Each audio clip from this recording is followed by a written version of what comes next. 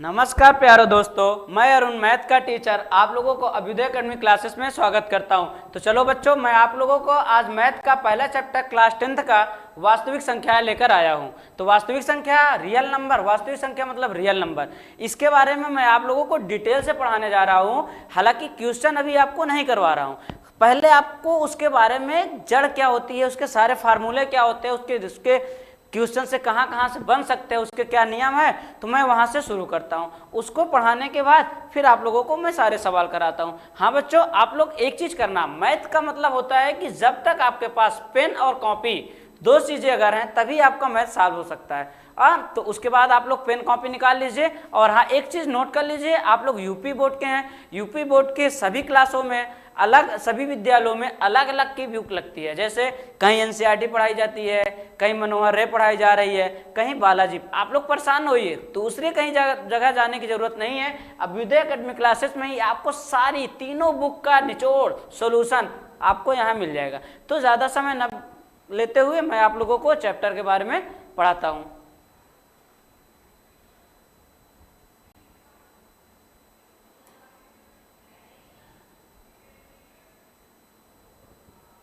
ठीक बच्चों, तो अब देखो वास्तविक संख्या मतलब Euclid division algorithm. Euclid division algorithm का मतलब क्या होता है कि यूक्लिड डिवीजन एक नियम होता है, उस नियम के अंतर्गत हमको सॉल्व करना पड़ता है। क्वेश्चन आएंगे, दे दिया रहेगा कि इतने इतने क्वेश्चन रहेगा और दे दिया गया इसको एल्गोरिथम प्रमेय के द्वारा सिद्ध कीजिए। अब जब आप एल्गोरिथम जानेंगे ही नहीं तो सॉल्व कैसे करेंगे, तो मैं उसको एल्गोरिथम के बारे में बताता हूँ। एल्गोरिथम बराबर होता है, इसका मतलब ये होता है कि भाज्य बराबर भाजक गुणे भागफल प्लस शेषफल।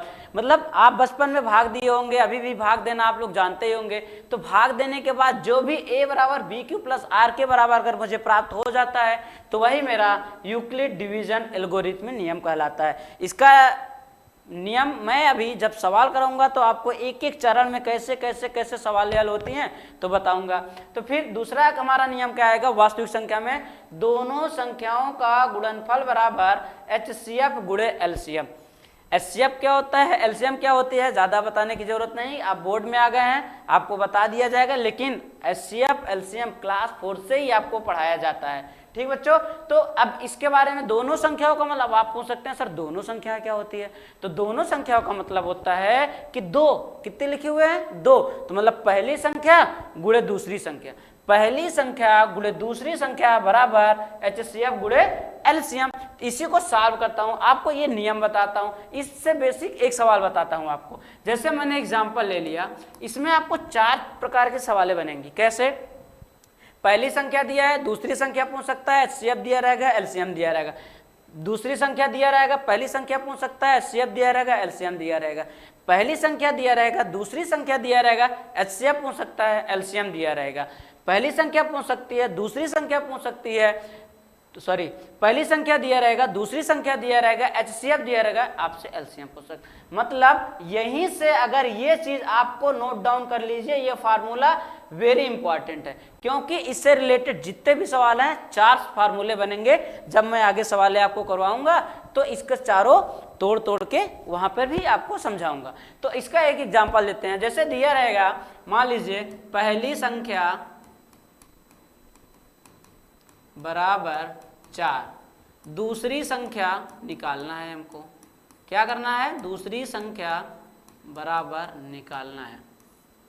अब दे लिखा है HCF बराबर 6, LCM बराबर 8। अब देखो बच्चों, पहली संख्या दे रखा है, आपने कहा यस सर पहली संख्या दिया है। दूसरी संख्या आपसे क्या कर दिया, पूछ लिया। HCF क्या रखा है, दे रखा है। LCM क्या रखा है, दे रखा है। आपको सॉल्व क्या करना है, दूसरी संख्या निकालना है। तो देखिए पहली संख्या कितना दे रखा है बच्चों, 4, मैंने लिख दिया 4। दूसरी संख्या कितना दे रखा है, नहीं पता, मुझे निकालना है। क्या निकालना है, दूसरी संख्या, तो हमने क्या लिख दिया, दूसरी संख्या बराबर।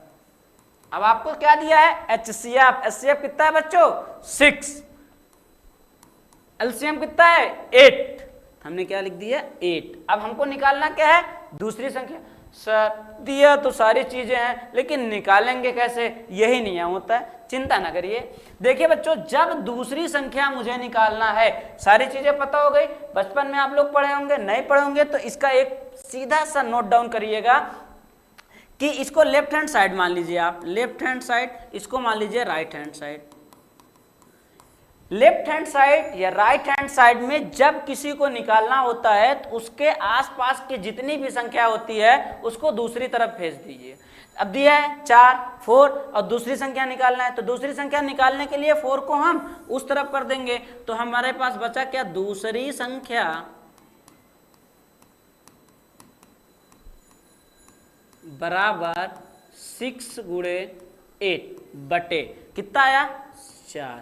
अब हम 4, अब आप पूछ सकते हैं कि सर आप यहाँ 4 लिखा था, यहाँ गुणे में लिखा था, आप नीचे कैसे किए, मैं बताता हूँ। हमने बताया कि लेफ्ट हैंड साइड से राइट हैंड साइड या राइट हैंड साइड से लेफ्ट हैंड साइड लाते समय नियम देखते ये हैं कि जिस चिन्ह का प्रयोग हुआ रहेगा उसी के विपरीत, जैसे यहाँ क्या है गुणा, तो इधर किस में जाएगा, भाग। अगर जोड़ होता है तो किस में जाएगा, माइनस। अगर माइनस रहेगा तो किस में जाएगा, भाग। माइनस रहेगा तो प्लस, और भाग में रहेगा तो किस में जाएगा, गुणा। मतलब ये होता है कि इस तरफ की जितनी भी संख्याएं रहेंगी, जो चिन्ह रहेगा उसी के अपोजिट हम लगा देंगे।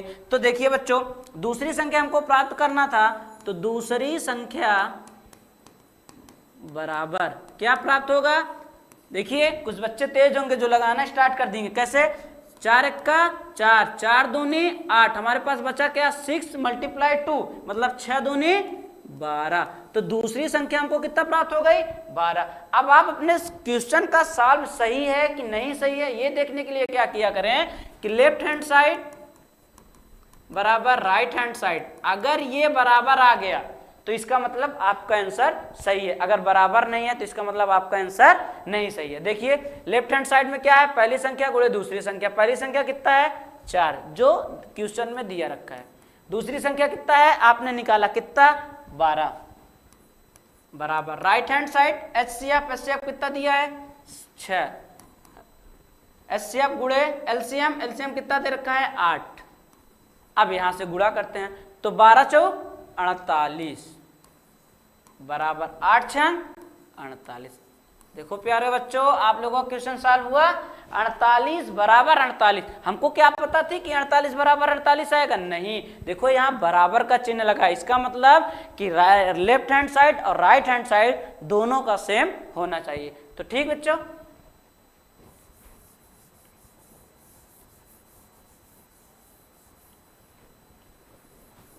अब देखो लिखा है आगे संख्या के प्रकार। संख्याओं के प्रकार में मतलब आपको ये पढ़ना है कि आगे चल करके हमको क्या क्या नॉलेज होना चाहिए संख्या के बारे में, कितनी संख्याएं होती है, कितनी संख्याएं हमको यूज करना है, क्योंकि यही सारे चैप्टर में आप जितने चैप्टर पढ़ेंगे क्लास 10th के सारे के यही क्वेश्चन यहीं से कहीं ना कहीं सॉल्व होंगे।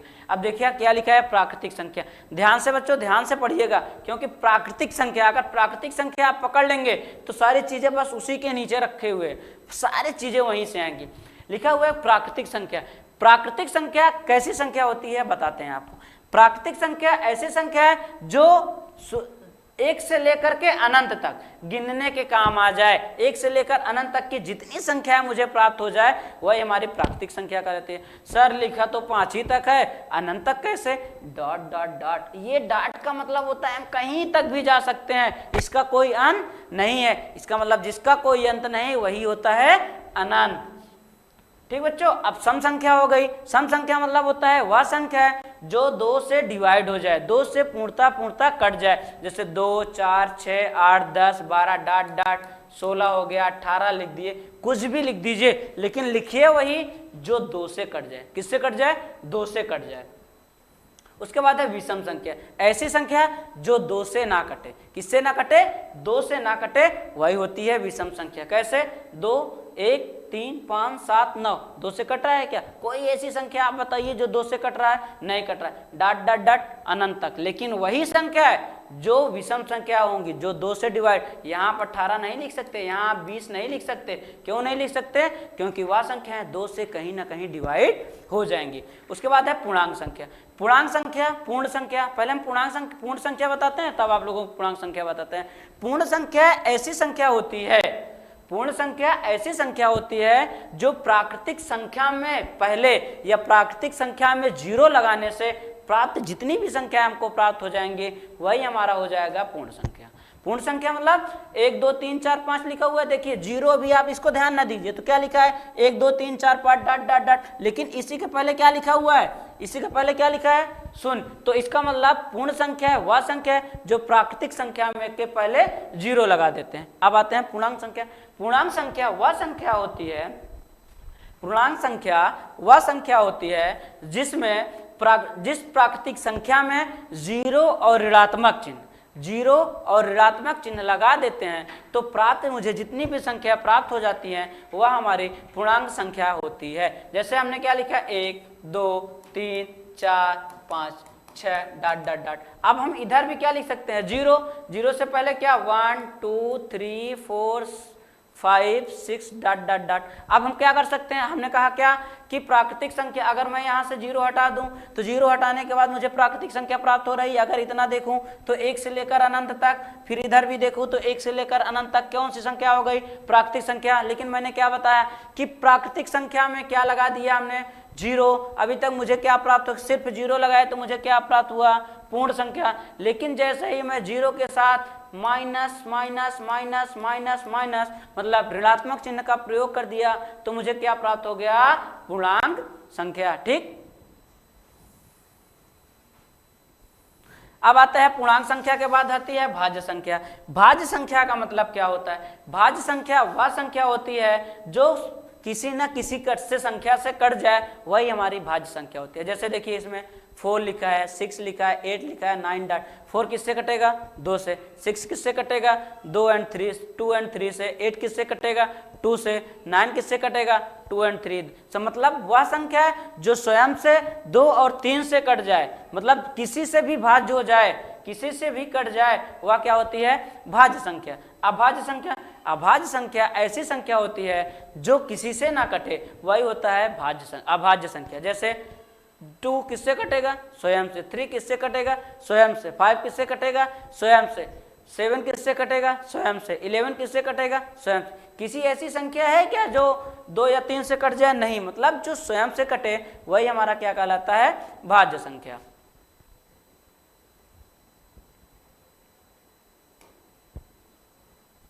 अब क्या होता है अभाज्य संख्या, क्या होता है अभाज्य, सहभाज्य संख्या, परिमेय संख्या, परिमेय संख्या, वास्तविक संख्या, अवास्तविक।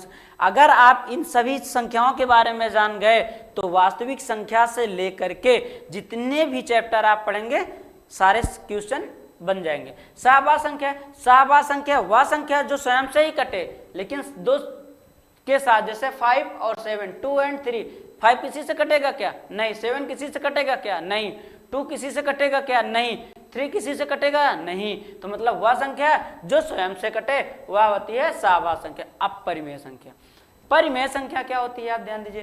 परिमेय संख्या वह संख्या होती है जो P/Q, जो किसके अपान, P/Q के रूप में लिखी जा सके और रूट के अंदर रहे, लेकिन वह किसी न किसी का वर्ग रहे, वह संख्या परिमेय संख्या कहलाती है। जैसे P/Q का मतलब क्या होता है, आप P/Q का मतलब बचपन में आप लोग जानते होंगे, अंश अपान हर। अंश अपान हर, अंश अपान हर का मतलब होता है भिन्न। जब आप भिन्न लिखते हैं तो मतलब जो अंश अपान हर के रूप में लिखी जाए, मतलब P/Q के रूप में लिखी रहे, वही हमारी होती है परिमेय संख्या। अब परिमेय संख्या, अपरिमेय संख्या जो P/Q के रूप में ना लिखी रहे लेकिन रूट में अगर रहे, लेकिन किसी भी संख्या से ना डिवाइड हो, ना किसी भी परिमेय मतलब रूट के अंदर भी संख्या कटे, वही हमारा कहलाता है अपरिमेय संख्या।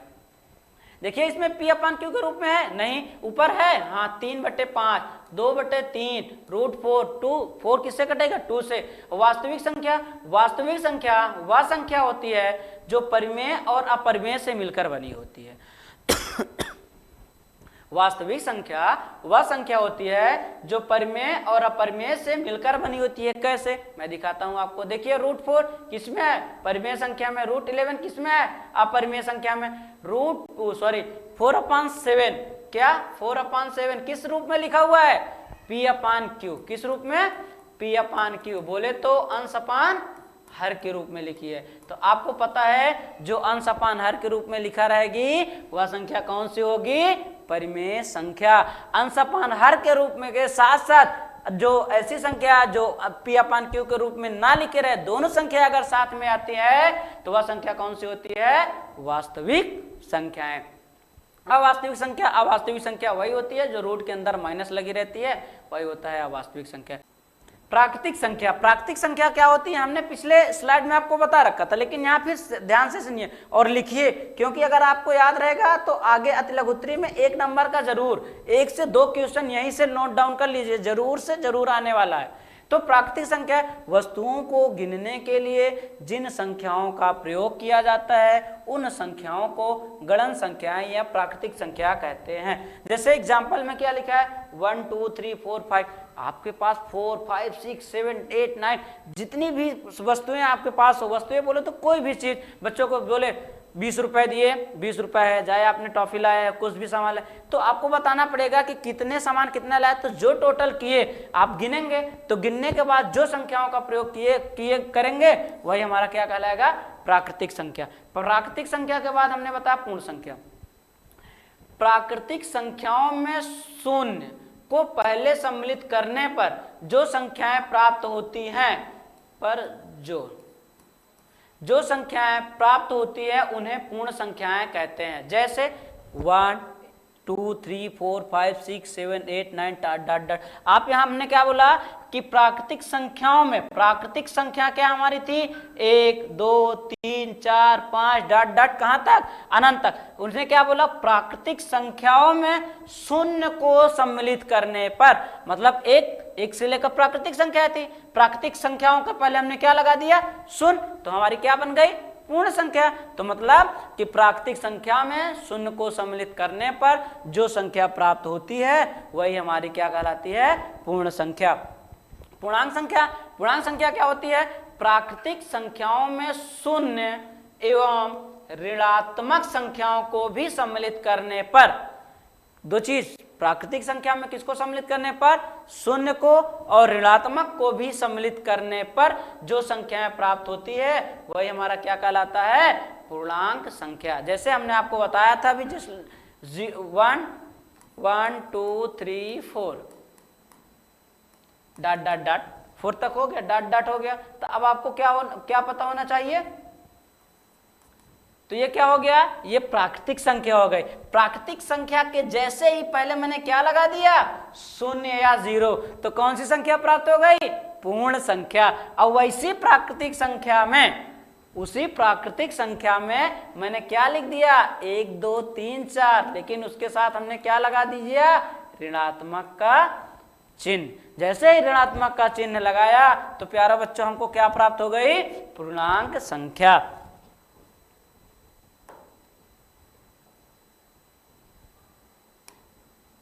अब हम देखते हैं सम संख्या। क्या देखते हैं, सम संख्या हो गई, विषम संख्या हो गई, भाज्य संख्या हो गई, अभाज्य संख्या क्या हो गई, और आगे चीजें दी हुई है। तो देखते हैं सम संख्या, वे संख्याएं जो 2 से पूर्णतः विभाजित हो जाती है उन्हें सम संख्या कहते हैं। सम माने 2, इतना दिमाग में रख लीजिए, अगर सम याद पूछे, कुछ भी मत रखिए, कुछ भी पढ़ने की ज्यादा जरूरत नहीं, बस कंसेप्ट क्या पूछा, सम मतलब 2, इतना याद लीजिए कि 2 से जो डिवाइड हो जाए, मतलब ऐसी संख्या है जो 2 से पूर्णतः कट जाए, 2 से डिवाइड हो जाए, वही हमारा क्या कहलाता है, सम संख्या। जैसे 2 4 6 8 10 12 डॉट 14 16 18 20 22 24 26 28 30 डॉट 1008, कुछ भी लिखिए, लेकिन वह संख्या 2 से क्या होनी चाहिए, कट जाए। अगर वह कट गई तो कौन सी संख्या हो जाएगी, सम संख्या। अब आता है विषम संख्या, वह संख्या जो 2 से पूर्णतः विभाजित नहीं होती है,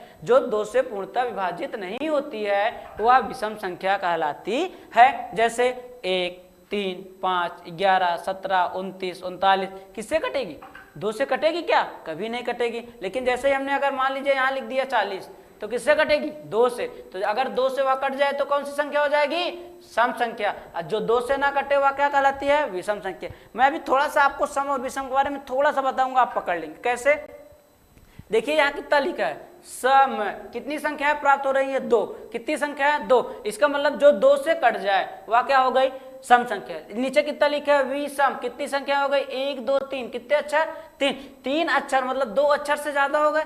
तो इसका मतलब कि 2 से ना कटे, जो 2 से पूर्णतः विभाजित ना हो, वही क्या कहलाता है? विषम संख्या। भाज्य संख्या, भाज मतलब भाजना, भाज मतलब बट जाना, जो कट जाए, मतलब वे संख्या है जो स्वयं से और 1 से के अतिरिक्त अन्य किसी संख्या से पूर्णतः विभाजित हो जाती है, उसे भाज्य संख्या कहते हैं। अभाज्य संख्या वे संख्या है जो स्वयं 1 के अतिरिक्त अन्य किसी भी संख्या से विभाजित नहीं होती है, उसे अभाज्य, 1 मिनट बच्चों, मैं अभाज्य संख्या यहाँ होगा, यहाँ अ लिख लीजिएगा आप लोग, उसे अभाज्य संख्या कहते हैं।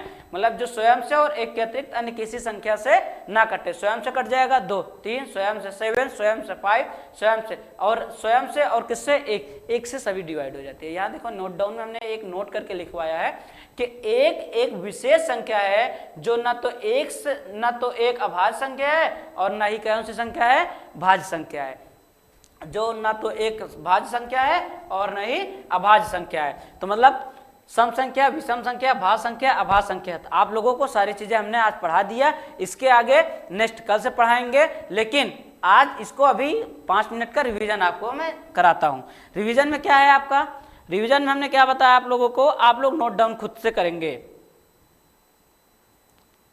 वास्तविक संख्या शुरू किए थे। वास्तविक संख्या में हमने आपको बताया था कि एक फार्मूला बताया था। फार्मूले में जितनी चीजें आएंगी हमने बताया था, यूक्लिड डिवीजन एल्गोरिथम, उसने बताया हमने कि भाज्य बराबर भाजक गुणे भाग प्लस शेषफल, a बराबर बी क्यू प्लस आर के होता है। 2 संख्याओं का गुणनफल बराबर एचसीएफ गुणे एलसीएम होता है। हमने बताया था कि 2 संख्या का मतलब पहली संख्या गुणे दूसरी संख्या, पहली संख्या गुणे दूसरी संख्या बराबर एचसीएफ गुणे एलसीएम बताया था। हमने आपको ये 2 फार्मूला लिखा रखा। हमने इसमें ये बताया था आपको कि पहली संख्या दी रहेगी, दूसरी संख्या निकालने के लिए दिया रहेगा एचसीएफ और एलसीएम दिया रहेगा। दूसरी संख्या दे रहेगी, पहली संख्या निकालने के दिया रहेगा एचसीएफ और एलसीएम दिया रहेगा। एचसीएफ पूछेगा आपसे, पहली संख्या दिया रहेगा, दूसरी संख्या दिया रहेगा, एलसीएम भी दिया रहेगा। एलसीएम अगर आपसे पूछे रहेगा तो पहली संख्या दिया रहेगा, दूसरी संख्या और एचसीएफ दिया रहेगा। हमने आपको बताया था कि इससे 4 फार्मूले हम बना सकते हैं। नेक्स्ट हम आपको बताएंगे प्राकृतिक संख्या। हमने आपको बता रखा प्राकृतिक संख्या क्या होती है? जो 1 से लेकर अनंत तक होती है। प्राकृतिक के बाद हम पूर्ण संख्या, फिर पूर्णांक संख्या। पूर्ण संख्या क्या होती है कि प्राकृतिक संख्या में जीरो, प्राकृतिक संख्या के पहले या प्राकृतिक संख्या में 0 लगाने से वह हमारी पूर्ण संख्या प्राप्त होती है। पूर्णांक संख्या क्या होती है? पूर्णांक संख्या में वह संख्या है जो प्राकृतिक संख्या में शून्य और ऋणात्मक लगाने से प्राप्त हो, वही हमारा पूर्णांक संख्या हो गई। सम संख्या हमने आपको बता रखा है कि सम संख्या ऐसी संख्या होती है जो 2 से सम मतलब 2 अक्षर, सम 2 अक्षर, 2 से पूर्णतः डिवाइड हो जाए, 2 से कट जाए, वही होता है सम संख्या। विषम संख्या हमने बताया जो 2 से ना कटे वही विषम संख्या। फिर भाज्य संख्या वह जो किसी संख्या से भी कट जाए। अभाज्य संख्या जो किसी से ना कट जाए। उसके बाद ये हमने आप बताया सहभाज्य संख्या, परिमेय संख्या, अपरिमेय संख्या, वास्तविक संख्या। परिमेय संख्या जो P/Q के रूप में लिखी रहे, अपरिमेय संख्या जो P/Q के रूप में नहीं लिखी रहती है।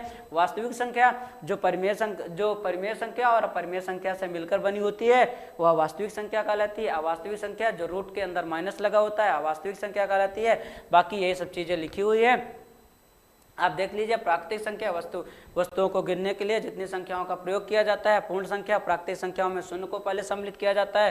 पूर्णांक संख्या प्राकृतिक संख्या में शून्य और ऋणात्मक संख्याओं को प्राप्त करना है। और आप देख लीजिए उसके आगे नेक्स्ट दिया हुआ है सम संख्या जो 2 से पूर्णतः विभाजित हो जाती है। विषम संख्या जो 2 से पूर्णतः विभाजित नहीं होती है। भाज्य संख्या जो स्वयं से और 1 से विभाजित हो जाए। अभाज्य संख्या वह संख्या जो 1 के अतिरिक्त किसी अन्य से विभाजित नहीं होती है। और नोट करके ये विशेष इसको आप लोग याद कर लीजिएगा, जो एक विशेष संख्या है जो न तो अभाज्य संख्या और न ही अभाज्य संख्या। नेक्स्ट बच्चों आगे की क्लास हम कल से स्टार्ट करते हैं। Thank you. आगे से हम कल पुनः, आप लोग बस जितना पढ़ाया गया उसको याद करिए, उसको लिखिए। Thank you.